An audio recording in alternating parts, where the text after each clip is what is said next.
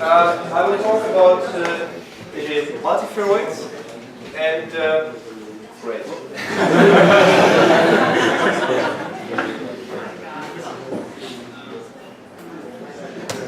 Okay, once again, right. And in this talk, I will largely follow a recent review that we wrote. There are about 100 reviews on multiferroics now by this time, and those of you who want to enter the field, they might like to refer to this one because there is a review or reviews in this one. So I will cover a couple of topics going from the early history of multiferroics to the point where multiferroics actually start to conquer other fields, so where they are studied for properties that are not related to multiferricity anymore. But we shall see as we go along. So first, magnetoelectric effect and multiferroics. So a few words on the terms. So if you have never heard about multiferroics, then you might find this quite intuitive. So if you imagine that you have a material where magnetic and electric long-range order coexist. So you have something that is at the same time ferromagnetic and ferroelectric. So you run your magnetic field and you then get the magnetic hysteresis, and in the same sense your material can be electrically ordered, all the dipoles uniformly orient in the same direction. As we have just heard, there are polar modes responsible for this, and then you can run a cycle in the electric field and then get a polarization hysteresis. This already sounds quite useful because now you can double the functionality of your material. In principle, you could use it as for magnetic data storage and at the same time for electric data storage. But what people are actually interested in is the added value. So think about a material, think about the coupling between the two types of ordering. So you cycle an electric field, but you tune the magnetization. That would be really nice, because if you imagine that you write bits onto your hard disk or into any sort of memory, and you do not use a magnetic field for that, but an electric field, it saves you a lot of power, electric power. Because how do you generate magnetic fields? With electric currents, and currents cost energy, if it's only the waste heat, and they cost time. But an electric field pulse, that's almost no current flow, so in principle here you have a way to build devices that are magnetically in their origin, but that are operated just with a small voltage. So that's immediately attractive, and that already tells you why I'm going to talk about multiferroics, so materials combining at least two forms of ordering in the next 75-80 minutes. So the question first is, can magnetic and electric fields couple in matter? No, irrespective of if these magnetic fields are coming from a magnetization or from an actual field. And the immediate answer is yes, easily. You all know this. The maximal equations describe just that. So you have the rotation of an electric field, and it gives you the time derivative of the magnetic field, or the other way around, rotation of a magnetic field, curl of the magnetic field includes the electric field. But of course, as a time derivative. That means dynamically, electric-magnetic coupling, magnetoelectric coupling is not a big surprise. Even relativistically, you can do that. What we are more thinking about is static properties. So you have a material that has these two forms of ordering and they couple statically. And then how could you approach this? So you write down, as Philippe has done it a couple of times, you write down the free energy of a material again, and I'm just restricting myself to the cubic term, to the quadratic terms. So some energy contribution that couples to the square of the electric field or to the square of the magnetic field. Then you can write down the derivative, so you can write down the derivative, and in a stable state the derivative should be 0, and then you get to these equations that the polarization couples via some dielectric constant to the electric field, and the magnetization couples to the magnetic field. So you just take dF dE, you lose one E, and then you have P. P is coupling to E. That gets you to the permittivity and permeability that all of you also will know about. Okay, no magnetoelectric coupling here. So if you look at this term again, this quadratic term, then you would say, okay, but there's one missing. I mean, there should be a mixed term, right? So we have one electric, one magnetic field. It's obvious that it should be there. So in principle, immediately when people asked for the first time the question, can there be a magnetoelectric coupling, they could have said, oh yeah, of course, because you need this mixed term. Because now if you write down the derivatives again, you get a polarization coupling to a magnetic field, a magnetization coupling to an electric field. So these two terms, and there you have the linear magnetoelectric effect. It's inevitable. But of course, things always look simple when you have seen them, when you've seen the solution. So in reality, it took the better part of 60, 70 years to realize that. So as early as 1894, Curie already said there should be such a coupling, and he was almost there. So he said, look at the symmetry. So if there is a certain symmetry violation, magnetic and electric properties in the material might couple. And then people didn't listen, so they thought about all sorts of ways to generate a magnetic field coupling to an electric polarization and the other way around.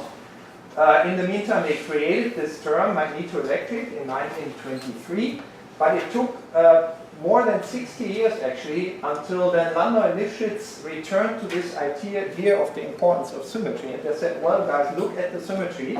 And if you do that, you will find that you can only find magnetoelectric coupling effects, at least of this linear type, in magnetically ordered media. And then that was the breakthrough. So in 1959, they said, Jalushinsky actually said, look at chromium oxide, Cr2O3. And a year later, it was demonstrated in both directions. So an electric field inducing a magnetization, a magnetic field inducing a polarization. Here's the experiment. So they detected the magnetization in the first go. So here is your chromium oxide sample. There are the electrodes. And these are the pickup coils that they use to measure the magnetization. And another pickup coil around an empty space in order to measure background effects. And then they saw that indeed an electric field applied over a temperature range induces a small magnetization. So you have a distinct temperature dependence. And well, there you are. That was the discovery of the linear magnetoelectric effect. Why is it there? So can you have some intuition of why it is there? Look at the chromium oxide. So chromium oxide is a chromium ion sitting in a distorted octahedral oxygen cage, basically. So here you see the cage. That's the apical. These are the apical oxygen ions, and this is the plate, the base plate, basically. It's a tilted octahedral. And the spins are always pointing towards the smaller triangle. No, this is the small, towards the larger triangle. Sorry. Here towards the larger triangle, it's this one. That's the smaller one. So spins towards the larger triangle. Same here, same there, same there.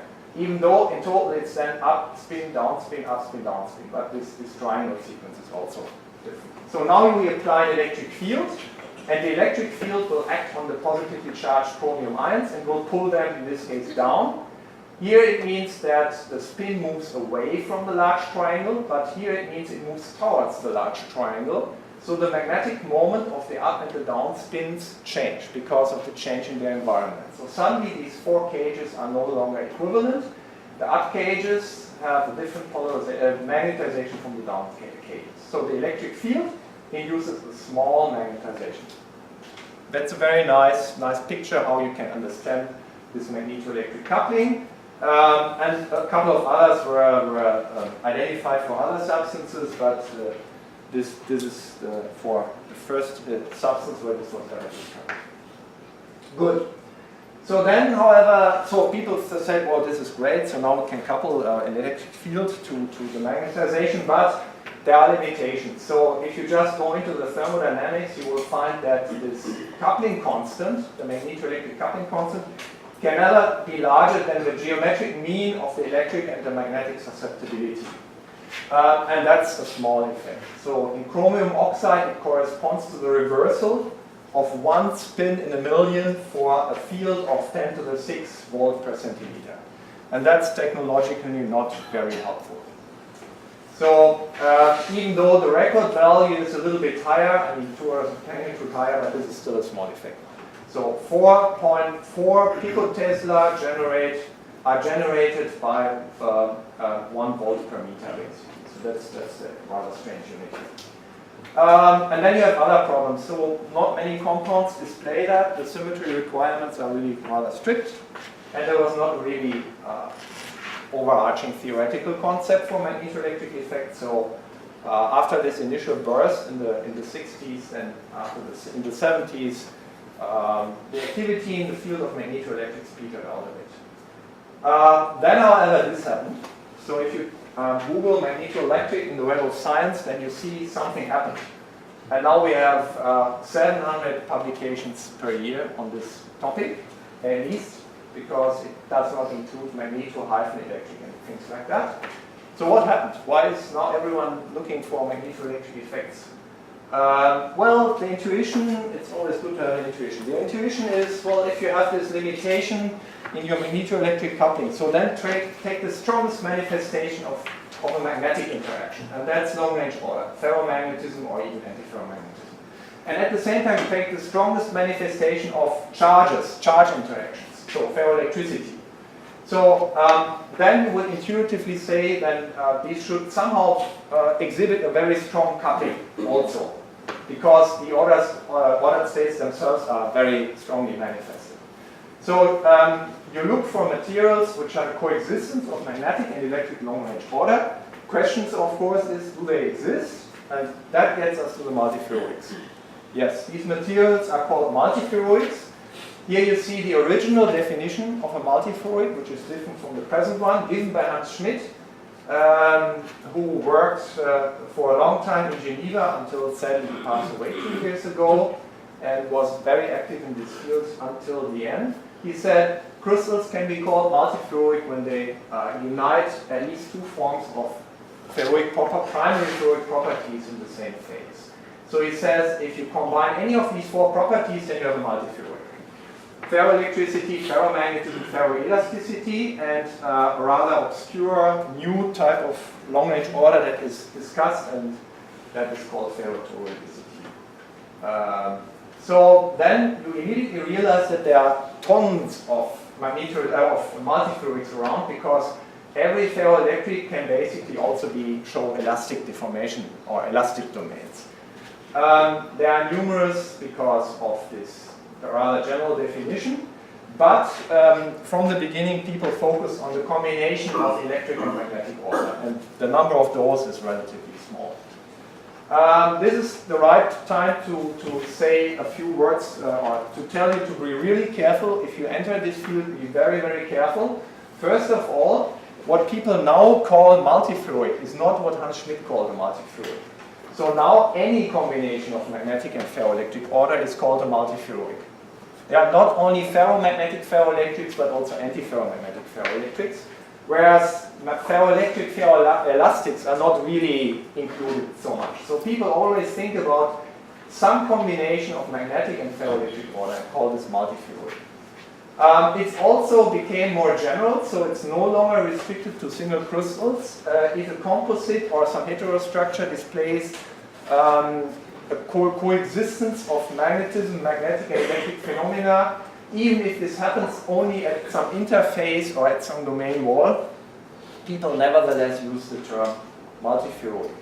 Then something that is particularly annoying is that multiferroids are sometimes claimed, now you hear claims, well, they were invented in 2000 and discovered only then in certain materials, and this is absolutely not true.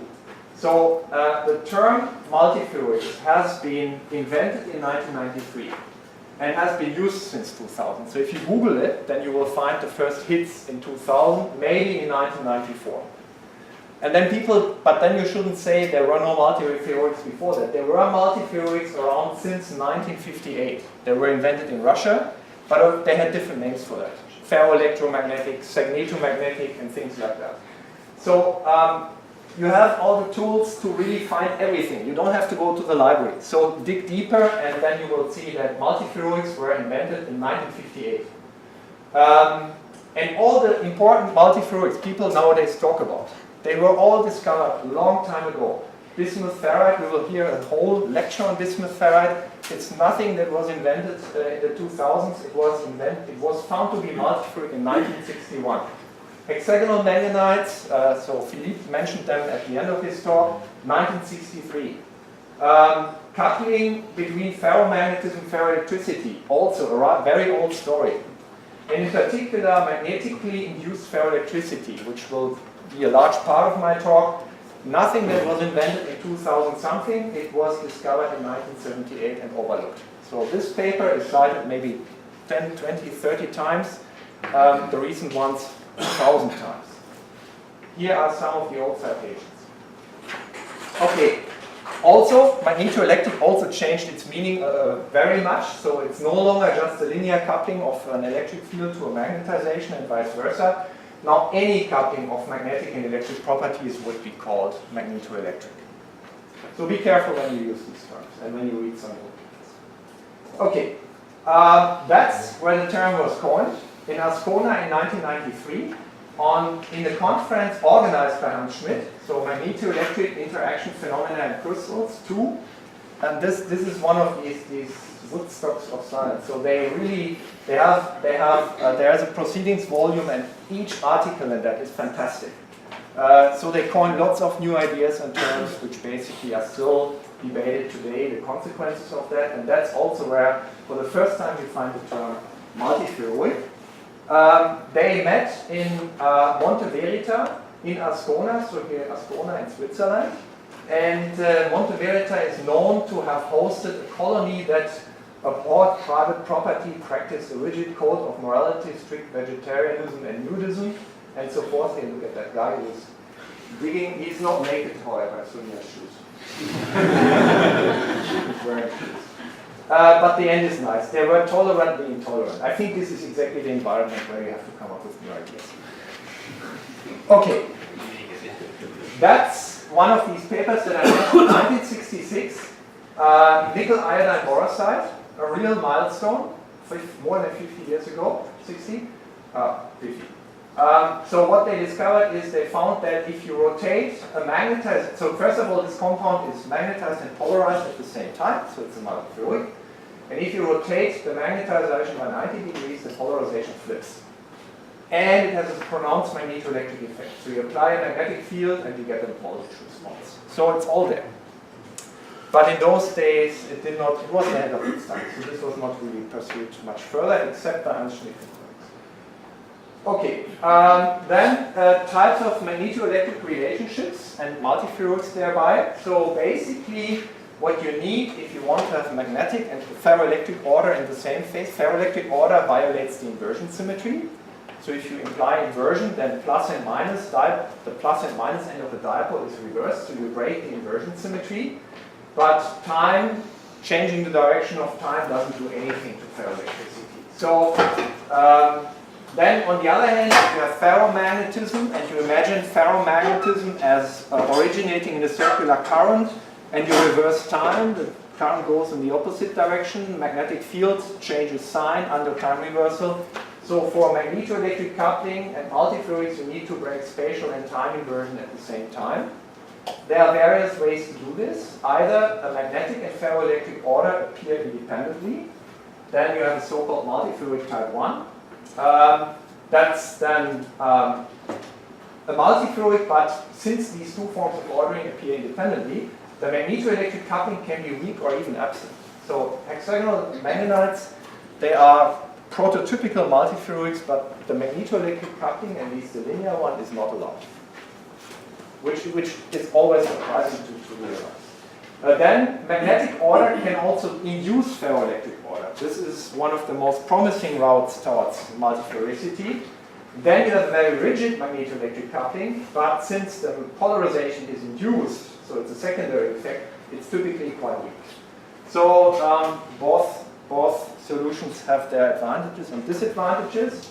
Just for completion, there are forms of ordering that are not related to multiferricity, so this ferrotoroidic, so-called ferrotoroidic vortex order, just to mention it, so it is inherently magnetoelectric but not multiferroic, and there is also a compound that does it. I'm not going further into this at the moment. Okay, then also, not all magnetoelectrics are multiferroic, so this basically repeats more than I can see this. Okay. Then, where do we find multiferroics? So nature has an impressive treasure trove. So there's this cave in Mexico where you find these fantastic huge crystals.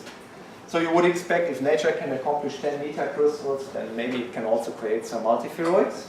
But somehow this was overlooked. So there are only 3 multiferroics that you can dig out of the ground, and that are not even multiferroic at room temperature. So only these 3, basically, which have a reasonable polarization and some sort of magnetic order. So that's still one of the complications. Where do you find a room temperature multiferroic with strong magnetoelectric coupling? And that's basically keeping us busy since for the past 2 decades, at least. So one way to solve this problem is you build your own multiferroic as a sort of construction kit. So you take a composite multiferroic where you mix a piezoelectric and a magnetostrictive constituent. So take something that is very pronouncedly ferroelectric and also piezoelectric, so deforms under an electric voltage, and take something else that deforms very strongly under a magnetic field and mix these 2 compounds. Then what you get, you apply an electric field to, say, barium titanate. Barium titanate deforms under this electric field.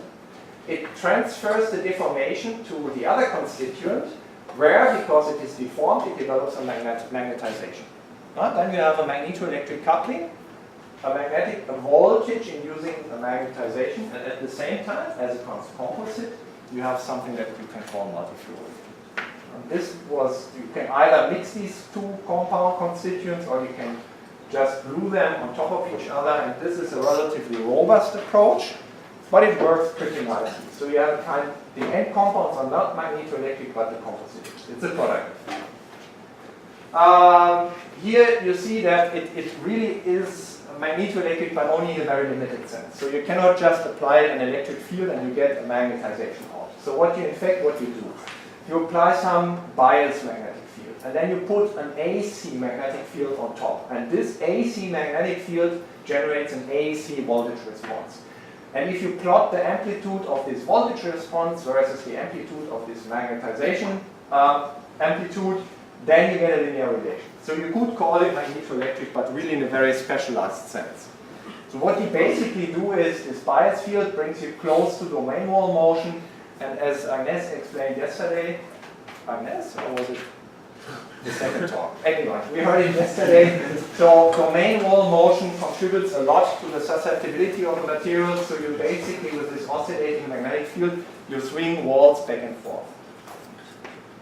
And then you get this response. But only as an AC effect, and it's linear for small intervals only. Nevertheless, it's a nice effect. So for certain engineering applications, it's useful. Here's the very first paper on this by Philips Laboratories, Van Zuchtelen. And immediately, so they mixed barium titanate and cobalt ferrite, and immediately they got a response that is as large as the largest one you see in a single-phase multiferroic, namely this terbium phosphate. So it's quite successful in that sense, and much stronger than in chromium oxide. And then they played a little bit with materials, and there was some improvement, but not a big one. The problem is that this robust way of connecting 2 materials has deficiencies. So you have grains, and you don't really know how they connect. You have interface chemistry, you have constituent mixing, poor contacts in the first place, particles are randomly oriented, and all that is not really good. But then, after about the year 2000, new ideas came up. So like you take these 2 materials, fabricate them separately, and then you hot press them so that the chemical intermixing is minimized, and a lot of other effects. And now, then they were already in the range of something like volts that you get per centimeter earthset. So for a magnetic field in the earthset, you get volts per centimeter response, which is pretty big. That's a big advance. And then if you also do this resonantly, so if you it's an AC effect, remember that, and if you tune this AC resonance to the resonance of the material, a mechanical or an electric or magnetic resonance, then you can get into the kilovolt, 10 kilovolt per centimeter earthset range. So 1 million times larger than what you get from chromium oxide at room temperature. Very robust. So for certain AC, so microwave, radio wave applications, this is a really very effective multiferroic with magnetoelectric coupling at room temperature. This is a slightly more advanced approach done in Ramesh's group in Berkeley. Ramesh will be here at the end of the week. So what they did is they didn't bother with growing the material. They let the material do the big growth itself, basically. So they put barium titanate or cobalt ferrite and barium titanate, mix that and put it on the strontium titanate substrate, and they found that if they do it properly, the cobalt ferrite forms pillars in the barium titanate matrix. So you have lots of surface where the two can interact. And indeed, this works. So you get ferroelectric response, you get a ferromagnetic response, and then they, of course, also looked for magnetoelectric coupling, and that worked. So what they did is they looked for, first they did force microscopy, so they looked for the magnetic particle distribution, and they could see that the particles are black or white, so positively or negatively magnetized. And at the same time, they could write into the barium bismuth ferrite ferroelectric state with an electric voltage. And then they also showed the cross-coupling. So they have a certain distribution of magnetized particles. Then they apply 12 volt with the tip scanning the sample, and then the magnetization has mostly reversed. So that is as far as they got, but they were not really happy with that because it was too unpredictable and too unreproducible. So they, although this is a rather nice experiment, they didn't pursue this path any further. Now then, multiferricity as we really understand it, so in one compound, in a single crystal, as an intrinsic effect. So why are there so few multiferroics in nature? And this is exactly the question that Nicola Spolin, who will be here next week, asked in 2000. So asking for the perovskites, and Philippe said ferroelectricity is not so popular in the first place, but in particular the combination of ferroelectric and magnetic order is not popular in perovskites. Why? Because ferroelectricity likes NPD shells. So what you do when you make it ferroelectric, when you activate the polar mode we have just heard about, you bring the cations and anions closer together. That can gain the material some energy, this mode, but you also cost Coulomb energy because you bring charges close to each other. And if the D shell is empty, then the energy balance is in favor of the displacement. So with empty D shells, you can get hybridization and displacement. But of course, for magnetism of the most conventional type, you need partially filled 3D shells, and that is not going well together. So there is not much going on in terms of multiferricity in perovskites. And similar problems can be encountered in some way also in other materials. That also tells you as soon as you have a multiferroic, then the ferroelectricity is probably of an unusual type. Unusual meaning it's not like you would typically think about. So not the soft mode ferroelectricity we've just heard about, but some other type of ferroelectricity. And basically, since you cannot do so much about finding alternative ways for magnetic order, people worked a lot. After this paper was out, they started working a lot on finding other ways to make a material ferroelectric that is compliant with also having magnetic order. And the first approach historically was to take a diamagnetic ferroelectric and then dope it with paramagnetic ions and hope that the paramagnetism is strong enough to stabilize magnetic order without yet destroying the ferroelectric order. So combine these two and hope for the best. And indeed, that worked. So they could make materials ferroelectric, multiferroic like that. But it's a compromise, so it didn't work very well. Low temperatures, low magnetizations, and so on. So this is no longer pursued. Number two. This is in a way, one of the most successful ones. So you work with electron lone pairs. So you know lone pairs from ammonium, for instance. So you have unbound electrons that accumulate on one side of the nitrogen, and the hydrogen then goes to the other side and you form a dipole, an electric dipole out of that. And this is exactly what happens in bismuth ferrite and bismuth manganite. Bismuth ferrite, here you see the electron cloud that is displaced to one side, and then that induces a dipole moment and thereby a long-range a macroscopic polarization, and then if you apply an electric field, you can reverse it. So the cloud goes to the other side. So this electronic lone pair mechanism gave us the only robust room temperature multiferroic so far. I will return to that a bit later. Okay, bismuth ferrite. Then number 3, geometric. So you do not only, or you can, for getting ferroelectricity, it's not necessary to just hybridize neighboring ions. You can just shift all the ions a little bit around and introduce a little bit buckling and deformation here and there, but without really displacing the electron clouds and getting hybridization. That would then be called geometric ferroelectricity or electrostatic ferroelectricity. So you create a dipole moment but without any hybridization or with negligible hybridization. That is what makes hexagonal yttrium manganite, the hexagonal manganites ferroelectric. So what you have is you have these bipyramids, manganese and oxygen cages, and 3 of these oxygen cages tilt simultaneously outwards or inwards, and they push the yttrium ion out of the way, and that creates a dipole moment. But there's not much hybridization going on. So it's not a displacive or a soft mode ferroelectric as Philippe mentioned that. Another example is shown here, so bare nickel fluoride. Then another mechanism, yet another mechanism, involves a group of compounds Agnes mentioned yesterday. So those which have charge orders. So we have systems like praseodymium calcium manganite, where the manganese appears in the 3+ and the 4+ state.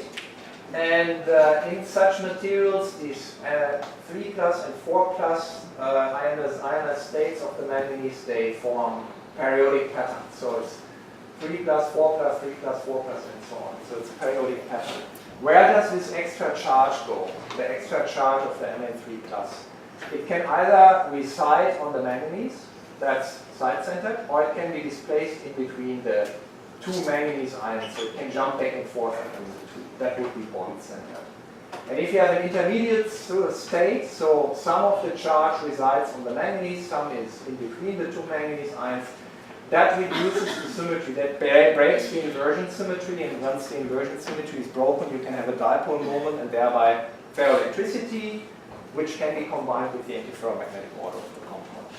So that's then, that was predicted, and there is some indirect, some experimental indirect proof that this might be realized in this praseodymium calcium manganite. But this is one of the mechanisms that is not much pursued any further. Finally, and this is the most popular type of multiferricity we talk about nowadays, magnetically induced. So the magnetism, the magnetic order, somehow induces a ferroelectric state. And typically this involves, not always, but typically involves some sort of spin spiral. Either it can be a sinusoidal wave like that, or it can be helicoidal, or cycloidal, or conical, or transverse conical. So there are many structures like this, where the spin is not really pointing in a uniform direction, but develops this wave-like arrangement.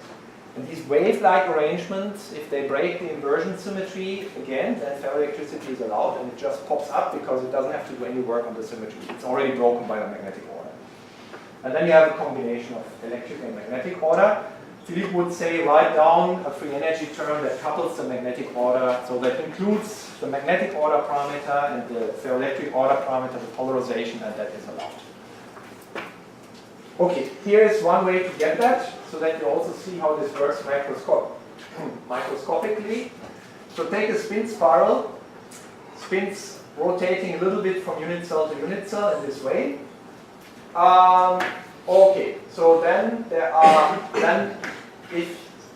so how does that work? So if you then look into the microscopic structure, then you have your spins sitting on some positive ion, like manganese, and then you have other ions that are in between and that mediate the magnetic interaction, but they are displaced a little bit. And if this happens, then we can have terms, contributions to the free energy, that transform like the cross product of two spins. So you can also say it's an antisymmetric exchange, because if you exchange, if you exchange the two spins, then you get a sign change. So the cross product here is antisymmetric exchange, and you can see they are not parallel, so the cross product between the two neighboring spins generates a polarization, a component out of the plane. Okay, and then if you have a non-centrosymmetric environment in between two magnetic ions, then you have something called Jaruzinsky-Moria interaction. So you have a term which goes with the displacement between these two ions and the off-center shift of the third ion, and this term multiplied with this antisymmetric exchange gives you a free energy contribution. So let's look at the contribution that you get from such a spin spiral. So here the displacement of the extra ion is negative, it goes downwards. Negative is good because then you gain energy. So make the displacement larger. This ion here, this is displaced upwards. Upwards is not good because then V becomes positive and you have to invest energy. So make the displacement smaller. So all these move downwards, all these move also downwards. So to increase the distance and decrease the distance, but in total, all the negative ions move downwards. So you get a negative polarization out of this spin spiral. That's it. That's pretty nice. That was, well, here's the early fabrication, 79, I think it's 78. But then it really hit, and people understood what was going on in the early 2000s. Well, if you have antisymmetric exchange, you can also have symmetric exchange. Scalar product of two spins. So let's take the scalar product of two spins here. And then let's again look at this situation where there's an intermediate slightly displaced ion. So for parallel spins, they like to have 90-degree angles with the intermediate ion. So if there is this neutral position, then with parallel spins, you would make your displacement larger. If the spins are anti-parallel, then the displacement becomes smaller because anti-parallel likes 180-degree angles. And if you now look at the spin sequence, up, down, down, up, down, down, up, down, down, which is also a sort of wave, but just with two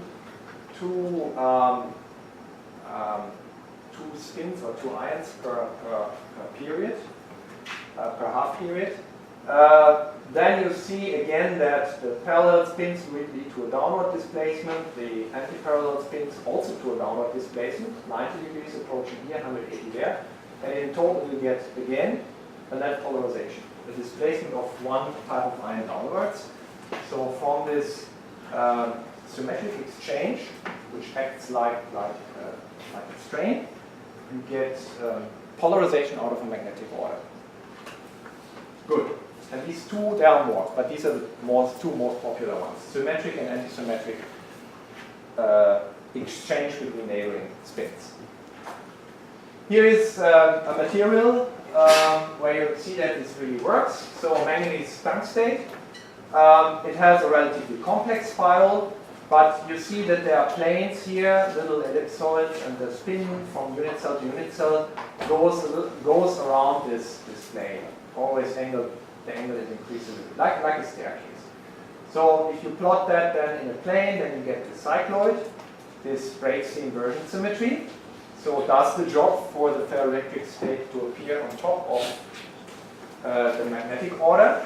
And then you get a term, a polarization term that transfers like this antisymmetric spin product times the distance vector, and then you get a small electric polarization along one of the axes, the v-axis, on top of the magnetic order. It's pretty small, 6 nanocoulombs per square centimeter. That's a factor of 1,000 smaller, 1,000 to 10,000 smaller than in technologically useful ferroelectrics. But it's multiferroic. Then one question would be, so if you have this magnetically induced ferroelectricity, is this really ferroelectricity? So would it develop ferroelectric domains, or is there a difference whether the magnetic nature of this ferroelectricity shows up? So if you then look at the domain structures, then you will see If you look at the electric order, then you will see just two I will explain how these pictures were taken in a minute. So you will see, 2 degrees of brightness, and that makes sense because you can have plus PB, so polarization along the plus B axis, polarization along the minus B axis, so exactly these two states. So you would expect 2 different degrees of brightness because there are 2 domain states. But let us not forget, the polarization comes from the spin cycloid.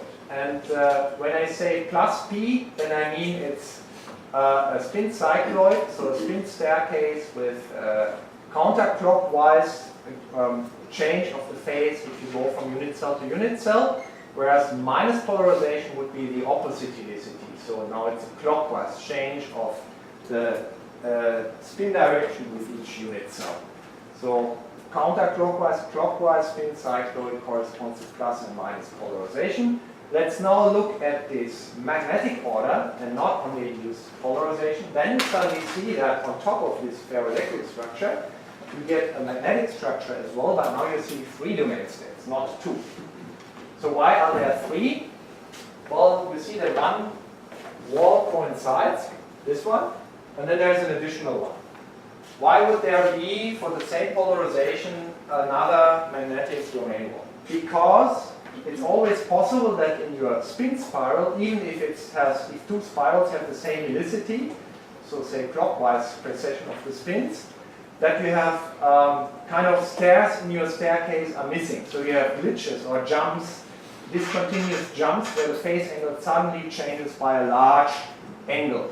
So take the spin direction, it nicely precesses from unit cell to unit cell, suddenly a few stairs are missing, you have this discontinuity, and the precession continues, but here there is a glitch.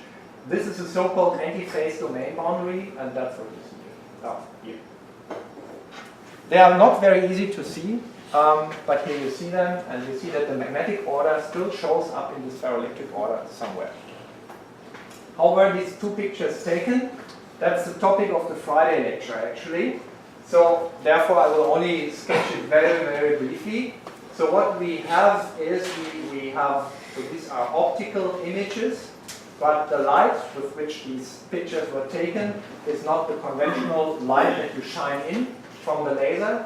So here you shine in light at the frequency omega, and what you get, or here you shine in light at the frequency omega, and you are looking at the frequency double light. So you look at the emission at 2 omega. Basically what you do is you combine the absorption of 2 electrons from the ingoing light wave and then the emission at the double frequency. So here you can see it. Your atom absorbs 1 photon, a second photon, so 2 at the same time. The emission is then at 2 omega, and this is still a light wave, and you can still image your samples and everything, but you take a picture at twice the frequency of the incident light. So imagine you have a camera and you are taking a picture of this room, but you don't take a picture of the light that you see here, but only the frequency double component. That's what we did with these pictures here. And I will, since this is quite powerful, so you can see these anti-phase domains in coexistence with these polarization domains, I will talk for a full hour on this technique on Friday.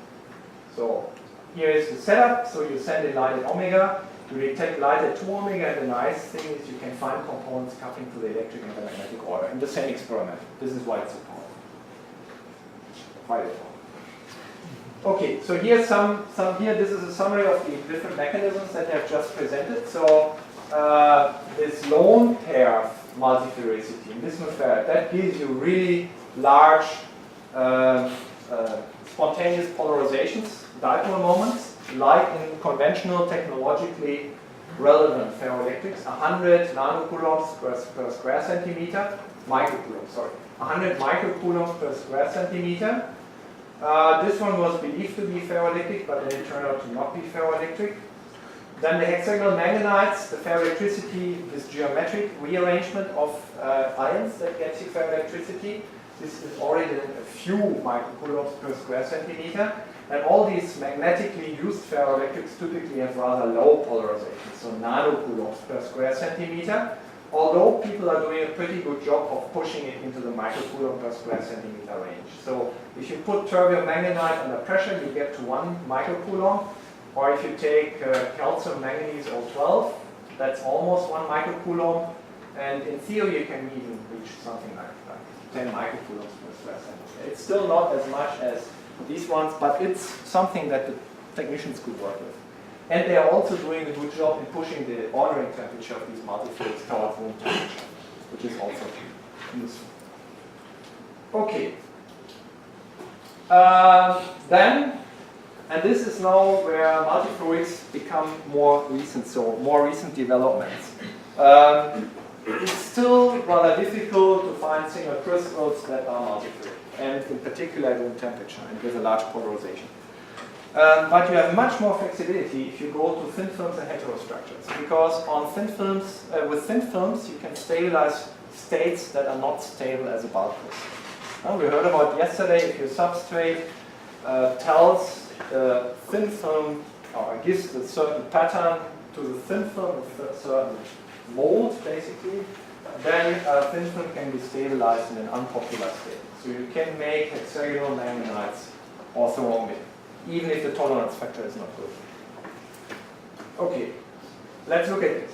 So bismuth ferrite, I already mentioned, it's the only robust ambient multifluid. These are the ordering temperatures, and because it's a room temperature multifluid, about 30% of all publications on multifluids go into this compound, or derivatives, or compounds including bismuth ferrite as one component.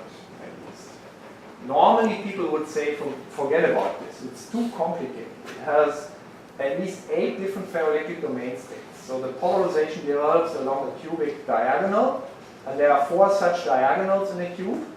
And then it can go up the diagonal or down the diagonal, so 4 times 2, namely 8 ferroelectric domain states. And the iron order, that's a very long-range magnetic spiral. So really so complicated. Normally don't do this. But it's the only room temperature multifluid, so people did it anyway. And they found out a lot about this material, including a coupling between the magnetic and ferroelectric order in the past 20 years. Okay. Nice thing is, as I said, if you grow it as a thin film, you have this substrate and the film thickness to play with, and that gives you a handle that you don't have in bulk crystals. So here you see bismuth ferrite films of 10 nanometers on some substrate. And 10 nanometers, then you can have all sorts of polarizations in your film. If you grow it thinner, then the substrate strain has a bigger influence, and suddenly you don't have a distribution of all the different domain states, or 4 of the domain states, but rather only 2. You get a nice stripe pattern. So you can tailor any type of domain pattern in your bismuth ferrite film just by playing with film thickness, substrate, and intermediate buffer layer. And that's good, because then you can also manipulate and control whatever might be going on magnetoelectricity or multifluoricity. Good. So then here is one of my favorite publications in the field. So this is again from Ramesh group in Berkeley. So they do such a stripe pattern film. In the stripe pattern, you have this polarization and that polarization coming together. So upright and bottom left, no, bottom right and upright. And then the net polarization of this is to the right, simply to the right. So the net polarization of this domain. Then, on top of the bismuth ferrite film, they put cobalt iron alloy. And as they then showed in a magnetic scan, the cobalt iron magnetization picks up the polarization of the bismuth ferrite. So now you have a kind of composite multifluid again, but much more intricate than the previous one. So you don't simply mix compounds, but they are architecturally grown on top of each other. I mean, this one is architecturally grown, this is current. And then what you can have is you apply an electric voltage to your bismuth ferrite that manipulates the electric polarization, and with it the antiferromagnetic order. And the antiferromagnetism transfers its state to the ferromagnetic state of the cobalt iron, and there develops a magnetization. That's what you see here. So polarization, magnetization. And what is even better, if you reverse the polarization with an electric field, magnetization follows. I don't show the pictures here, but you see in the publication. You reverse the polarization, then the electric field, magnetization follows. So you have a room temperature, reversible, ferromagnetic, ferroelectric heterostructure. So all you possibly could wish for. That was published in 2011. And just 2 years ago, they improved it in the sense that now you do not even need domain patterns. You can you do this for each individual domain. So here you have bismuth ferrite again, a thin film, and you see orange and brown, two different polarization directions, and by a voltage, application of a voltage, you reverse the polarization and the magnetization to dark and light blue. So this is a 180-degree reversal in each domain, not just for a domain pattern as in the previous one. Here it's the domain pattern that changes its polarization. Here it's the domain itself. And they did this by applying two consecutive voltage models. So you cannot directly reverse the polarization from here to there. You have to go via one of the other intermediate domain states to then in total get 180-degree change of the polarization. And with it, of the magnetization is shown here. So they put, again, a cobalt iron alloy on top, and then you see when you do this two-switch voltage and polarization reversal, magnetization in the magnetic scan of the small cobalt iron film put on top reverses its magnetization. Paper is here. Okay. This is also, this is competing now for my favorite multiferroics paper. That was published very recently, 2016, by many people. So Craig Finney, Daryl Schlom, Ramesh was also involved, so many people. What they did is they took, this is really nice, they took two failed multiferroics. So they took lutetium ferrite, which was believed to be multiferroic, but then in the end turned out to not have a polarization. And they combined it with this other lutetium ferrite, which is multiferroic but has a very small polarization. And the ordering temperatures are not exactly room temperature. But if you put these two failed multiferroics together, then you get a composite, so like lutetium ferrite 9 layers, lutetium ferrite 1 layer, grown by MBE, and that has a pronounced magnetization and polarization up to room temperature. And strong magnetoelectric coupling at least up to 200 Kelvin. So this is already can be called a single-phase compound, of course built layer by layer or atom by atom with an MBE, but it's not really a multi-layer structure anymore. It can be counted as a single crystal of this form. So that's now another almost room temperature multiferroic, of course hard to make, but nevertheless, room temperature multiferroic with pronounced polarization magnetization. Good, this is another way that I also like is what you can do is you can play a lot with strain, as we learned from Philippe. So you put some magnetized layer on top of the substrate, and then it would be nice if you apply some strain, deform it, and see how the magnetization responds. And what here the group around Carlos and Durr did, they took the substrate, which is piezoelectric. So a substrate to which you apply electric voltage and then the substrate deforms. And with it, of course, the strain that you apply to the magnetic layer. So by then applying a voltage in this range, they change the lattice constant by about in the 0.1% range, but that's sufficient to change the magnetization in this layer put on top by more than an order of magnitude. So this is not really multiferroic, but it's an epitextual heterostructure that as a whole is multiferroic and develops a strong magnetoelectric effect. And again,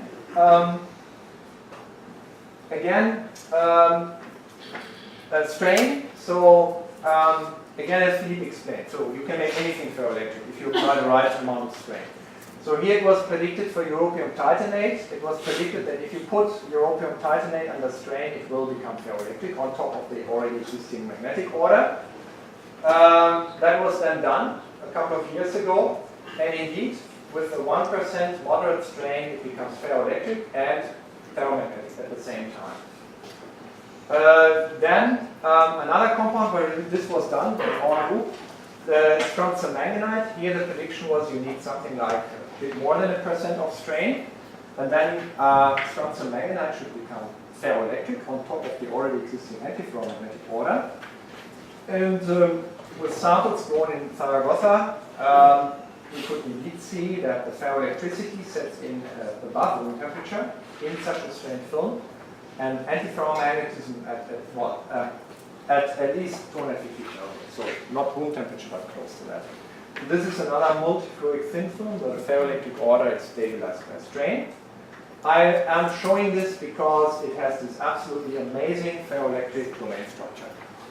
Really beautiful, and what you see here is not the distribution of polarization, but rather of the local conducting properties in these domains. So the technique that we use for this is extract the electrostatic force microscopy, local conductance. And this is really nice. It looks like Manhattan from sky, or I mean, those of you who are into Star Trek, they might think of this. This is our sample, right? It's not the small one. Yeah, and things like that you can also get. So attractive to the eye, multiple domain patterns. Why these are interesting is shown here. So if you write charge into these strained, stabilized ferroelectric domains, you will see that the charge that you write into these domains, it flows outside the area that you actually charge up, here or there, and then it stops. So basically you have conducting domains which go out of the total area, but then the domain walls stop the charge flow. So you have conducting domains limited by insulating domain walls in these ferroelectrics. So you have a kind of nanocapacitance. So if you can write patterns like that, then you can write ferroelectric domains that are little capacitances, and if you want to delete the whole structure, you just heat it above the period temperature. This is one of the functionalities that you can get with thin films, but not with small films. Okay. This is an even more recent topic that is discussed in multiferroics, namely domain walls. So we have already briefly seen yesterday that the domain wall is a world for itself. So you can have a certain phase in the bulk material, but then when you have a discontinuity in polarization, magnetization, whatsoever, the domain wall is then, well, somehow has to cope with this discontinuity, and it has to reorient the order parameter, and that gives the possibility for the material to develop other phases. So here is a very drastic example. So tungsten oxide, if you measure the domain walls, you will find that whereas the bulk compound doesn't, bulk material doesn't do it, the domain wall can become superconducting. Eckhard Salie showed this almost 20 years ago. So this tells you that domain walls can develop features that are not found in the bulk material as such. So then, also so shown yesterday already, this was done with ferrite in Ramesh's group, and he saw that in this multiferroic, the domain walls between different ferroelectric domains, they conduct the current better than the bulk material. And he even then said we can build a small device out of that. So he has two electrodes, and the electrodes are interconnected with a different number of domains, and therefore also domain walls. If you have no domain wall, 1 or 2, 4, 6, the current flowing from between the electrons scales with the number of domain walls. So it's a little device concept that they showed here. And that was another triggering paper, basically, because then people said, "Oh wow, let's look at domain walls. They have interesting functionalities. In particular, you can have a different conductance." Of course, and this is just for this is for completion, because they showed it for 2 types of domain walls, but not for the third one. And then there was another paper from Beatrice Noyes where she showed that it also can appear at the other domain wall. And they said a little bit about what makes the domain walls conducting. And this is still a topic. Why are domain walls conducting better or less than the material around them? So some is then associated to vacancies, defects, and Schottky effects, and so on. But it's basically a long story, which I don't want to discuss here. This is all nice, and this was done on the multiferroic, but the multiferroicity as such didn't play a role. So they only looked at the ferroelectric properties. So the question is, can we have effects in domain wall in multiferroics at the domain walls that are really reflecting the multiferroic order. And there are not so many of those. So here's one example, an early one. We were not aware of that at the time when we did this. So you can have in yttrium-manganite, the hexagonal manganites again, you can have a distribution of ferroelectric domains and antiferromagnetic domains, and then you see that wherever there is a ferroelectric domain wall, especially look at this feature, you also have an antiferromagnetic domain wall. Here you see that. So wherever there is a ferroelectric domain wall, a red one, there is also a green one. You have additional green ones, but at least all the ferroelectric domain walls are also antiferromagnetic walls. This coupling cannot originate in the bulk, so there is no magnetoelectric or electric coupling allowed in the bulk of the material, so it has to emerge at the domain walls. The domain walls are coupled, and that's even can be shown theoretically. Domain walls in this material are coupled, so this is an early example where multiferroic domain walls has such creative functionality, namely a coupling between magnetic and electric order. Here is then an example that followed the one, more recent development. You take the hexagonal manganites again, and now again you only look at the ferroelectric walls, and you find that you have increased or decreased conductance at these domain walls, depending on how these domain walls are oriented. So this is pretty interesting. Now it's not the type of wall that determines your conductance, but the orientation of the domain wall. Why is that? Because here the multiferricity leads to a rather strange domain pattern. You can have your domains always meet in points where 6 different domain states, 3 plus polarized, 3 minus polarized, meet in one point. Plus, minus, plus, minus, plus, minus. And then if you connect two of these points, you cannot avoid having regions where the electric dipoles meet head-on or tail. Normally, a ferroelectric tries to avoid that on all costs. So domain walls are always parallel to the polarization. In this particular distribution of domains, you must have regions of your domain walls that are perpendicular to the dipole moment. And normally this is so energetically costly that the material would explode unless it screens this head-on or tail-on meeting of dipoles, and it screens that by moving holes there or moving holes away. And that explains the dependence of the conductance of these domain walls on their orientation. It's the local displacement of the holes and ions that screens this head-on, this unfavorable head or tail-on meeting of the polarization. That's another example for a domain wall. Functionality in a multiferroic. This is Sang Chong's group, Rutgers. They took these same walls and they found that these can also be magnetized. So on top of being ferroelectric walls, they can carry a small magnetization in either direction that is basically coming from the manganese magnetic moment exerted onto the erbium, so 4F material, and at these domain walls this leads to some residual magnetization. But this is a truly multiferroic domain wall effect. It's going beyond only magnetism or ferroelectricity. Interesting also to think about the structure of these domain walls. So if you have a standard ferroelectrics, then very often these walls are you would say Ising-like. So you have a polarization pointing up, then this displacement, which is behind this polarization, goes through 0 in the domain wall and then emerges in the other direction.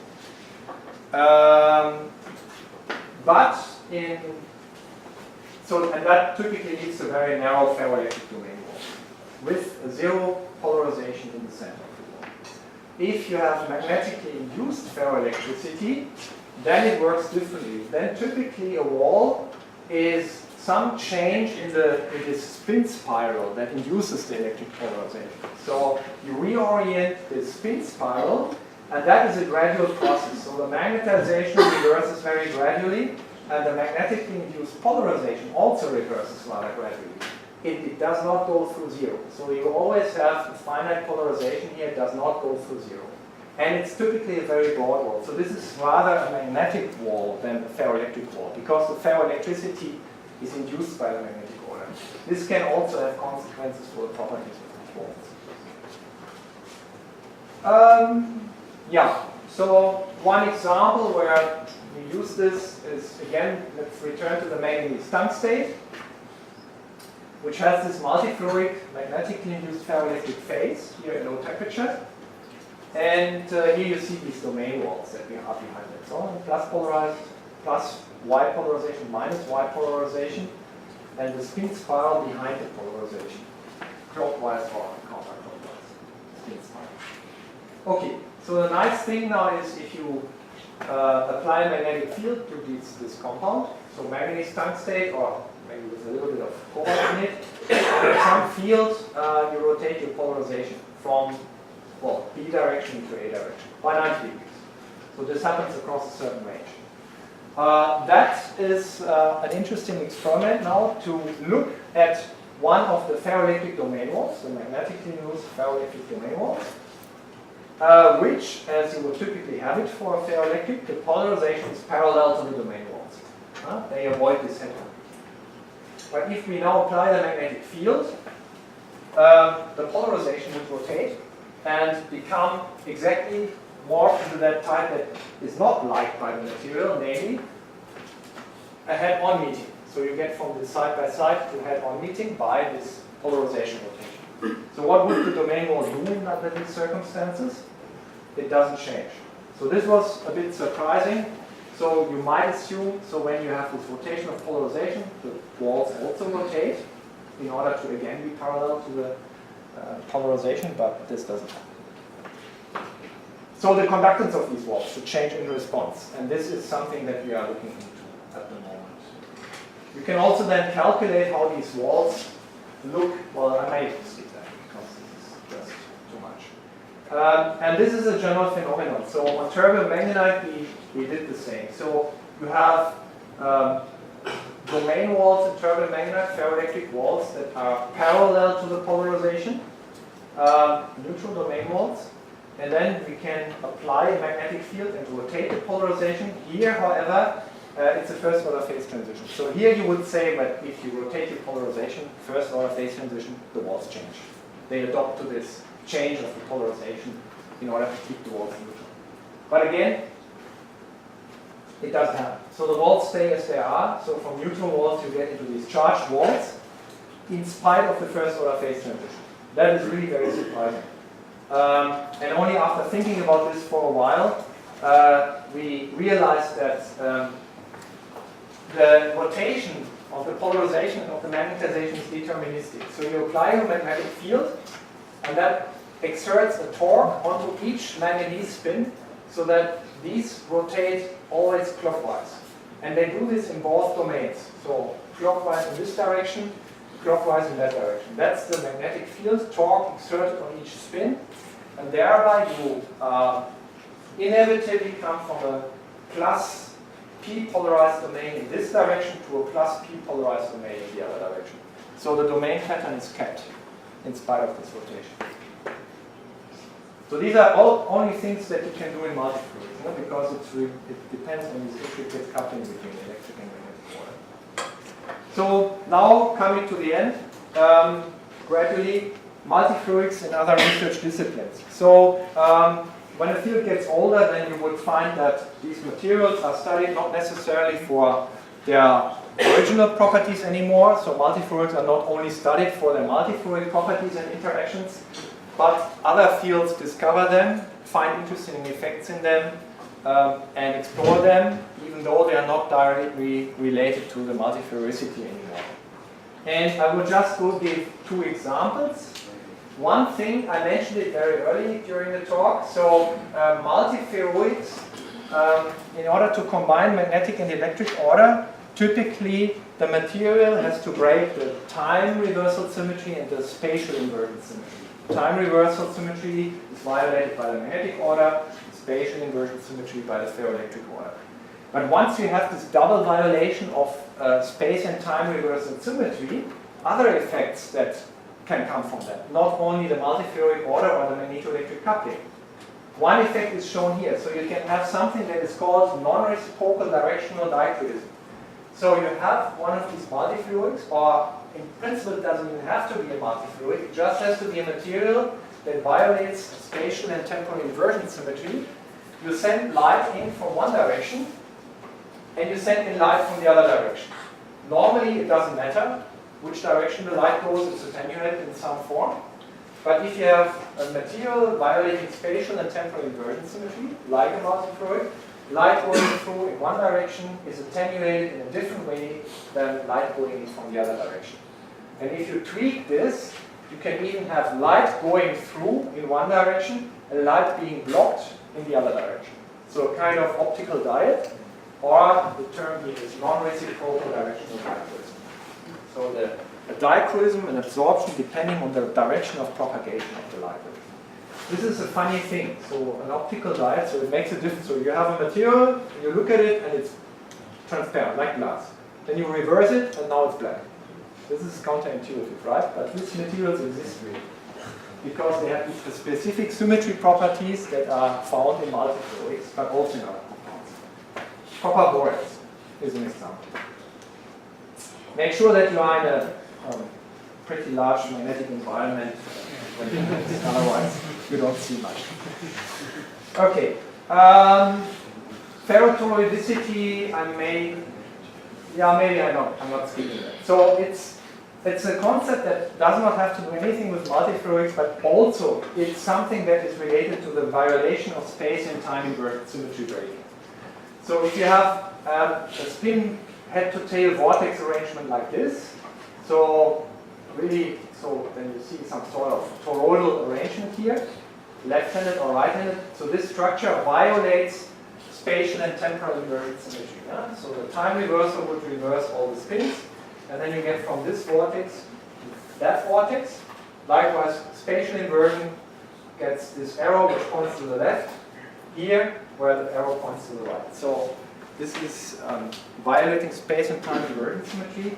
And you can think about materials that have this kind of arrangement of spins in the unit cell, long-range order. So unit cell by unit cell, you find the same vortex. It's not randomly distributed, but uniformly stabilized. Like in a ferromagnetic, the magnetization, like in a ferroelectric, the polarization. Now you have a kind of magnetic vortex stabilized, clockwise or counterclockwise. And there's a lot of discussion if this is a new form of ferroic order, and that is not involving multiferricity, but it came from there. And since, you must maybe get a little bit tired after 1 hour, so something for you to relax. So where do you find the roller moments in real life? Go to England. They are totally fond of these roundabouts, and there is this roundabout where you have a roundabout connected to the streets by 5 more roundabouts.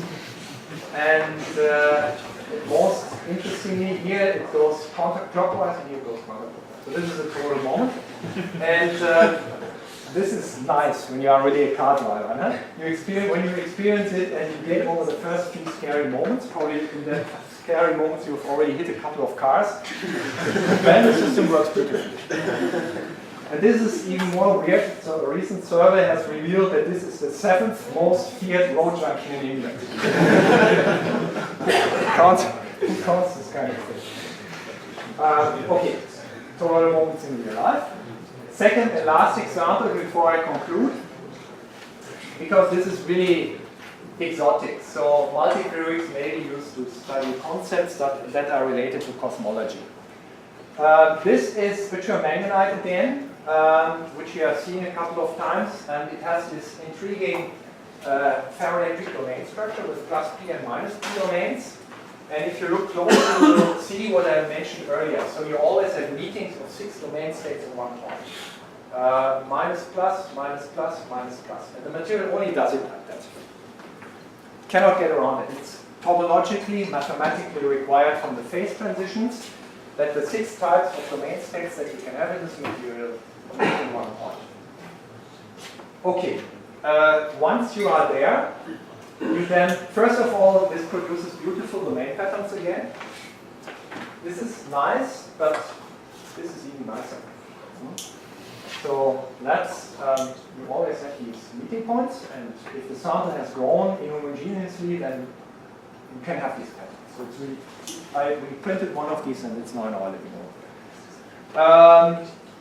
Actually, you have to realize when there is a meeting point of domains here or there, then it's at the surface of the sample. So if you go into the sample, this becomes a line, a vortex line.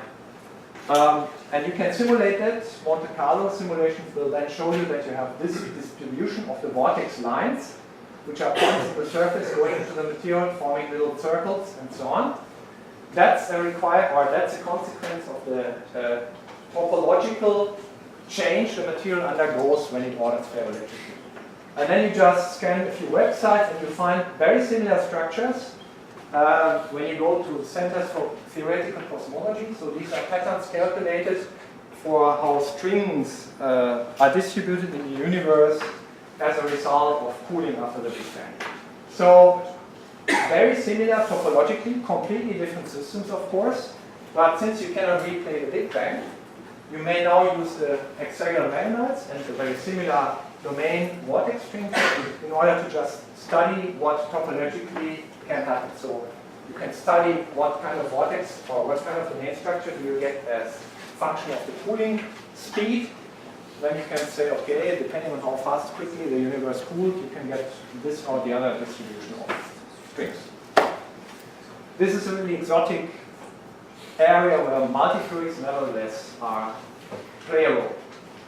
Good. So finally, very last topic. Instead of a summary, 3 suggestions of what we could do next. First, time-resolved effects are grossly overlooked. So everyone talks about coupling magnetization to a voltage, and that this is useful, but it's not really studied how fast this goes. I mean, it's nice to have a voltage that reverses a magnetic bit, but if this takes milliseconds, then you would not build a hard disk out of that. No one is really looking at that. It's hard, admittedly, but you should do that. So how is the progression of the magnetic rearrangement with a voltage? Basically, this is a little bit of what Ramesh did when he studied this two-step switching. But a lot more can be done here. Then you can go to the next generation of heterostructures, where you can fine-tune basically interface and multi-layer effects. It would be very useful if you can then watch the ferroelectricity or the magnetic order or the interface effect emerge while your sample is going, and to stop right at the point where it gets interesting. So by combining growth monitoring in situ tools with sample growth, you can get to new functionalities in heterostructures. And number 3, multi-order parameter coupling effects. So nowadays people want a lot from multiferroics. They want a polarization, they want a magnetization, they want them to be parallel, they want them to be large.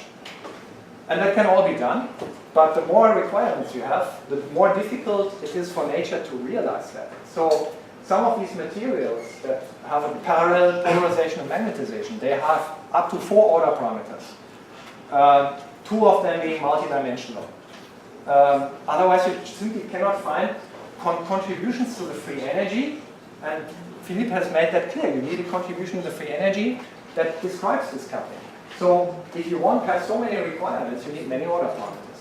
Once you have so many order parameters, why stopping at wanting to achieve strong magnetoelectric coupling? Once you have these many order parameters, there are most likely other interesting functionalities around, because you have so many ways to combine 4 order parameters. And you should go looking for that, because I think there could be some interesting physics. Okay, thank you very much.